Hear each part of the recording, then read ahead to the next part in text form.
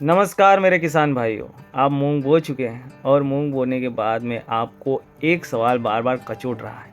आपकी समस्या बन गया है ये सवाल कि आपको सिंचाई कब करनी है, कितनी मात्रा में आपकी ज़मीन को पानी की आवश्यकता है, किस प्रकार से लू लगने से बचाना है अपने पौधों को।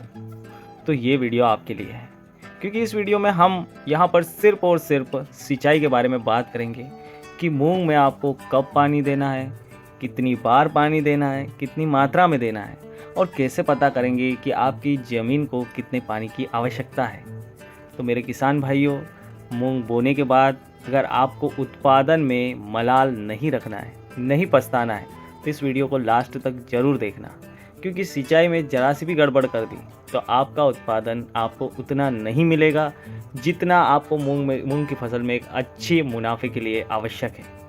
तो इस वीडियो को लास्ट तक ज़रूर देखना, मेरी ये आपसे दिल से रिक्वेस्ट है।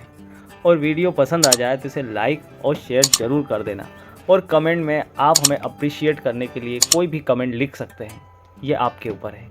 चैनल को सब्सक्राइब किए बिना तो आप जाएंगे ही नहीं, मुझे पता है। तो किसान भाइयों, हम यहाँ पर वीडियो स्टार्ट करते हैं और आपको सबसे पहले जानकारी देते हैं पहली सिंचाई की। जैसे ही आप मूंग के बीजों की बुआई कर दें, तुरंत पहली सिंचाई ज़रूर कर दें।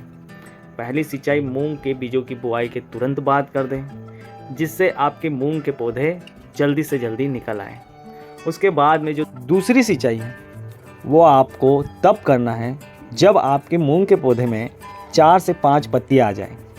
आप देखेंगे कि जब आप बुआई करेंगे उसके तुरंत बाद जो पौधा निकलेगा उसमें 2 पत्तियां होती हैं, लेकिन उसके 8 से 10 दिन बाद कहीं कहीं पर ये थोड़ा टाइम ज़्यादा लगता है, तो आपको घबराना नहीं है। मूंग के पौधे में 4 से 5 पत्तियां आ जाती हैं, और जैसे ही 4 से 5 पत्तियां आपको पौधों में दिखाई देने लगे, आप तुरंत दूसरी सिंचाई ज़रूर कर दें। ये समय होता है जब आपका पौधा ग्रोथ करता है, यानी पौधा तैयार होता है, न कि फली इसके बाद तैयार होगी। तो आपका पौधा अगर सही से तैयार होगा, उसे सही समय पर पानी मिल जाएगा, तो बाद में उत्पादन अपने आप बढ़ेगा ही बढ़ेगा, क्योंकि उतनी ही मात्रा में शाखाएँ बनेगी और उतनी ही ज़्यादा फलियाँ देखने को मिलेगी। इसलिए ये सिंचाई इस लिहाज से काफ़ी महत्वपूर्ण है। यहाँ पर गड़बड़ की तो सीधा 15% का नुकसान आपको होगा, यानी जो भी उत्पादन आपको मिल सकता है मूंग की फसल में मैक्सिमम, उसमें 15% की गिरावट यहाँ पे गड़बड़ से आपको देखने को मिल सकती है। अगर मैं बात करूँ तीसरी सिंचाई की, तो आपको दूसरी सिंचाई के 15 से 16 दिन बाद कर देनी है। अगर आपकी ज़मीन की क्वालिटी अच्छी है, जल धारण क्षमता अच्छी है, पानी को ज़्यादा देर तक ठहरा सकती है, जैसे कि दोमट मिट्टी हुई या फिर काली मिट्टी हुई, तो ये मिट्टियाँ क्या होती है, पानी को अच्छे तरीके से थामे रखती है। तो इनमें सिंचाई की कम ज़रूरत होती है, और थोड़े ज़्यादा समय तक भी हम सिंचाई नहीं करें तो उससे काम धक जाता है। लेकिन फिर भी मैक्सिमम से मैक्सिमम 20 दिन से ज़्यादा का गैप नहीं रखना है, और तीसरी सिंचाई आपको कर देनी है। तीसरी सिंचाई में एक सबसे बड़ी सावधानी आपको रखनी है कि ये सिंचाई आपको तब करनी है जबकि आपके पौधे में फली नहीं आई हो, यानी फूल नहीं आए हो।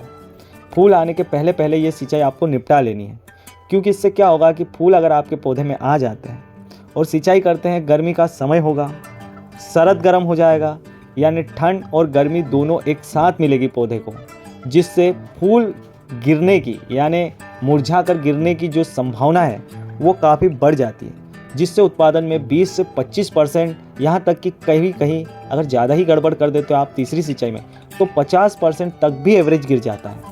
यानी आपके मूंग जो उग सकते हैं, जो उत्पादन दे सकते हैं आपको, उससे आधा ही उत्पादन रह जाएगा। इसलिए तीसरी सिंचाई का सबसे बड़ा महत्व है मूंग की खेती में। चौथी सिंचाई आपको तब करनी है जब आपकी फलियाँ आ जाए और फलियाँ हरे से पीले की ओर ट्रांसफ़र हो रही हो, यानी उनका रंग हरे से पीला हो रहा हो। उस समय क्या होता है कि दाने को पोषण जड़ से ऊपर तक पहुंचाने के लिए, दाने तक पोषण पहुंचाने के लिए तरल की आवश्यकता होती है, और ये तरल हमारे लिए पानी जो है तरल का काम करता है, और ये पोषण को ऊपर तक ले जाता है और दाने तक पहुंचाता है, जिससे वो जो दाने की क्वालिटी है, जो उसकी चमक है, जो उसकी साइज है, वो डिपेंड करती है। अगर सही समय पर पानी देंगे आप, तो दाने की क्वालिटी अच्छी बनेगी। दाने की क्वालिटी अच्छी बनेगी तो अपने आप वजन बढ़ेगा तो उत्पादन बढ़ेगा ही बढ़ेगा। यानी कि तीसरी सिंचाई से 8 से 10 दिन के बाद आपको चौथी सिंचाई कर देनी है। ये भी काफ़ी महत्व है।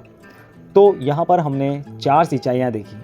पहली सिंचाई मूंग को उगाने का काम करेगी, मूंग को पौधे को ज़मीन से बाहर करने का काम करेगी। दूसरी सिंचाई आपके मूंग का जो तना होता है उसे मजबूत करने का काम करेगी, जिससे आप लू या फिर गर्मी के असर से बचा रहेगा आपका पौधा।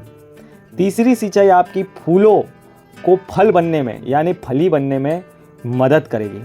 चौथी सिंचाई आपकी फली को पोषण देकर उसका कलर चेंज करने और दाने की जो साइज है उसे बनाने में आपकी मदद करेगी। ये 4 सिंचाइयाँ होती हैं। इन चारों सिंचाइयों का अपना अपना महत्व है और उत्पादन में घट या बढ़त इन 4 सिंचाइयों पे काफ़ी मात्रा में निर्भर करती है।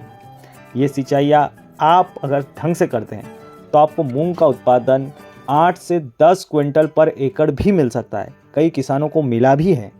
हमारे एरिया में ही कुछ ऐसे किसान हैं जिन्होंने 10-10 क्विंटल तक का एवरेज भी लिया है। दूसरी ओर हमारे ही एरिया में ऐसे किसान भी है जो 4 या 3 क्विंटल पर एकड़ के एवरेज में ही निपट जाते हैं। यानी सब कुछ सिंचाई पर डिपेंड करता है। खाद, दवाई, इसकी जानकारी आपको कहीं से भी मिल जाएगी, लेकिन ये सिंचाई का खास वीडियो अगर आपको पसंद आया हो और इस प्रकार की छोटी छोटी बातों के ऊपर वीडियो आप देखना चाहते हैं ताकि आपके उत्पादन को जो छोटी बातें हैं पर मोटा फर्क आपकी जेब पर ला सकती हैं उनसे आप बच सकें, तो हमारे चैनल को सब्सक्राइब जरूर कर लेना। मेरे किसान भाइयों, वीडियो पसंद आया तो इसे लाइक और शेयर जरूर कर देना। धन्यवाद। जय जवान, जय किसान।